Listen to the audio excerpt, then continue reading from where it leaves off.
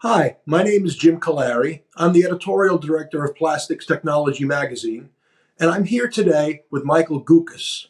Michael is the chief economist and director of analytics for Gardner Intelligence. Now, Gardner Intelligence and Plastics Technology are both divisions within Gardner Business Media. Today, Michael and I are here to talk about Gardner Intelligence's Plastics Processing Index. Michael, why don't you tell our audience a little bit about what this index is and how you go about deriving the numbers that you produce every month in our publication? So Jim, each month Gardner Intelligence sends out surveys to plastics processors and other manufacturers within the plastics community, asking them what their business conditions are like. And we ask that on several dimensions. We ask things such as, are your new orders and your production, your supplier deliveries, your employment, your backlogs, things of these nature, are they up, down, or the same as in the month before? And so what we get back from those thousands of surveys that we send out is what we hope is a representative sampling of the actual activity taking place in the plastics technology and plastics processing industries. There isn't really anyone else out there doing this kind of work where on a monthly basis you're understanding what are the business activity trends taking place in your particular industry. And so we're very proud to be able to produce this and share this information with our community. So, Michael, you write a column each month in Plastics Technology magazine, a column that also appears on our website, ptonline.com. And this column is a summary of the survey results that Gardner Intelligence conducts every year. And in looking at the numbers for January 2020, it showed an overall number for plastics processing at 48.6, whereas custom processors, the index number came in at 47.5. It's my understanding that 50 is kind of the threshold. Could you put these numbers in some kind of context for our audience? My colleagues and I visit processing plants around North America on a very regular basis, and our impression is that those guys are busy, and a number below 50 might suggest otherwise. So maybe you can put these numbers in some kind of context for us. Jim, my guess is that what you're hearing from plastics processors in the industry is going to be copacetic with our data. Our data, again, I would just want to remind our audience, is a function of 6 individual components. Some of those are things that are growing right now, and the things that happen to be expanding at the moment are production, new orders, and employment. Those business activity components which are contracting right now are things like supplier deliveries, backlogs, and exports. Our total index, like you said, at 48.6 would suggest that the industry is in a mild contraction. But what we need to understand is that that 48.6 is just the simple average of those 6 components I just mentioned.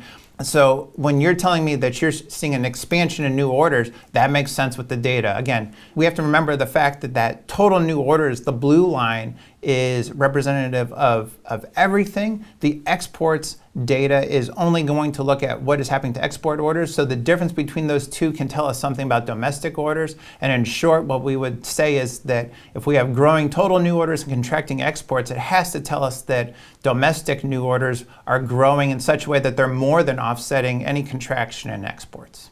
Michael, I think it's safe to say that industry in general does not respond favorably to uncertainty.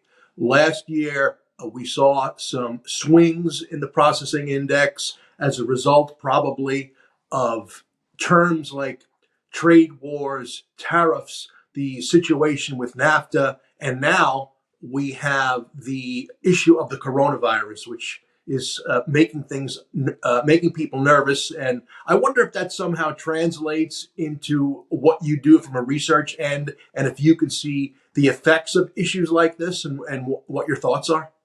Absolutely, Jim. One of the things that we're looking at right now in order to understand how all of those things you just mentioned are affecting business conditions for plastics processors is by looking at our supplier deliveries and exports data with particular scrutiny right now. If we look at export data over the last 3 to 4 months, what we're seeing is some of the fastest contractions in export orders in quite a while, several years.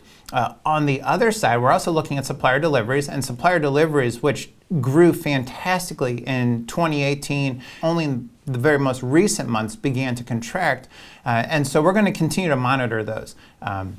one of the things that we should be able to understand from this on a month-to-month basis is exactly how much of an impact will things like the coronavirus have on plastics processors, their ability to receive product from abroad, as well as the kind of order levels that they're receiving from foreign consumers of their goods. Michael, you provided a lot of information in a compressed period of time. On a day-to-day basis, what would you recommend people who are looking at this video right now to do? Visit Plastics Technology website, ptonline.com, the Gardner Intelligence website, gardnerintelligence.com, for this kind of data. Anything else? Jim, no, I think that you're spot on. I think that one of the things that I want your readers to know is that Gardner Intelligence is looking at this data in a lot of different ways. You know, we break out all the plastics technology data by the industry being served by our plastics processing community. We also look at how the business conditions vary by the size of a company. Some of the interesting things that we can help clients with is understanding which end markets are growing and which ones are contracting at the moment. Again, I think you're spot on. Go to PT Online, go to the Gardner Intelligence website.